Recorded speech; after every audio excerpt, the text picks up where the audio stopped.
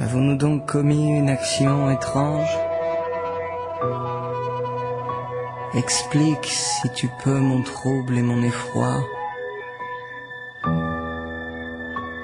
Je frissonne de peur quand tu me dis, mon ange. Cependant, je sens ma bouche aller vers toi. Ne me regarde pas ainsi, toi ma pensée, toi que j'aime à jamais, ma sœur d'élection. Quand même tu serais une embûche dressée et le commencement de ma perdition. Quand même tu serais une embûche dressée et le commencement de ma perdition. Qui donc, devant l'amour, ose parler d'enfer? Dis-moi, pourquoi tu aimes la France? La France? Mais c'est toute mon enfance. Tu n'y as jamais vécu? Je l'ai rêvé toutes les nuits. Parce que tu l'as vu dans tes bandes dessinées? Pour qui tu me prends?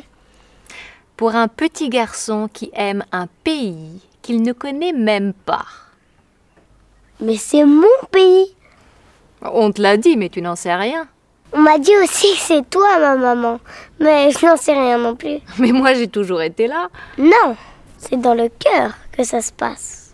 Tu veux dire que ton cœur bat pour ce pays-là? Oui, c'est un peu ça. Je ne vois pas le rapport avec ta mère. C'est ma langue maternelle. Ça ne te suffit pas? Tu veux dire la mère patrie? Oui, ça me parle. Autrement dit, pour toi, la France, c'est le français. Oui, c'est le français, parlé, écrit et chanté. Ouais, tu sais, il y a d'autres langues parlées, écrites et chantées dans le monde. Non, ça me parle pas. Et puis c'est dans ma langue que je vois le monde. Les savants appellent ça l'ethnocentrisme. C'est Babel qui a vu l'homme rêver de voir sa langue maternelle devenir une langue universelle. Ce n'est pas ce que je prétends, mais j'aime bien cette prétention. Dans ce cas, il faudrait parler plusieurs langues. Et pourquoi pas avoir plusieurs mères? Non, je suis l'enfant d'une seule langue. Mais en même temps, tu n'iras pas très loin puisque le français est très peu pratiqué. Mais je ne cherche pas à la pratiquer ailleurs qu'en France. Il va falloir aller t'installer en France dans ce cas. J'y compte bien.